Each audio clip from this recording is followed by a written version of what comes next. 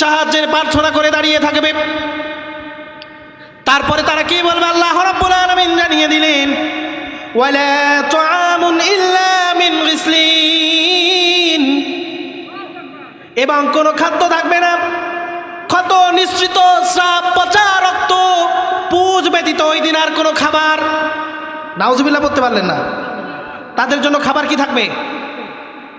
পচা গলা, যেগুলো মানুষের শরীর থেকে নিঃসৃত হয়, ফুট, তারপরে হচ্ছে অপারেশন করলে অ্যাপেন্ডিসাইড হলে বা বিভিন্ন পচা রক্ত যেগুলোকে আমরা বলি, পচা নারী ভুঁড়ি, এগুলো ছাড়া তাদের কপালে আর কোনো খাবার জুটবে না। এটা কাদের জন্য? যাদের বাম হাতে আমলনামা দেয়া হবে। এরপরে আল্লাহ রাব্বুল আলামিন বলেন, লা ইয়াকুলুহু ইল্লাল খাতিউন।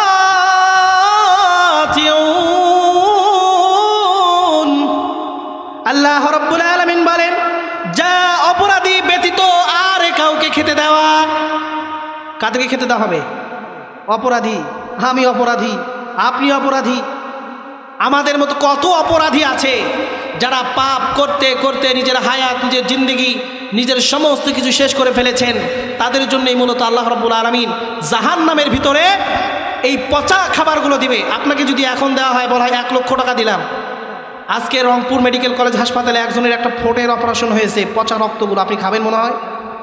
খাবেন কেউ? 1 কোটি টাকা যদি দেওয়া হয়, আমি খাবো না, আপনি খাইলে খাইতে পারেন। তো আপনিও খাবেন না, আমিও খাবো না। পাপ কাজ করার সময় কেন আমাদের মাথার মধ্যে এটা আসে না? আল্লাহ তাআলা এই মেধা, এই বুদ্ধি আমাদের ভিতরে, আমাদের বিবেকে জাগ্রত করে করেন। আল্লাহুম্মা আমিন।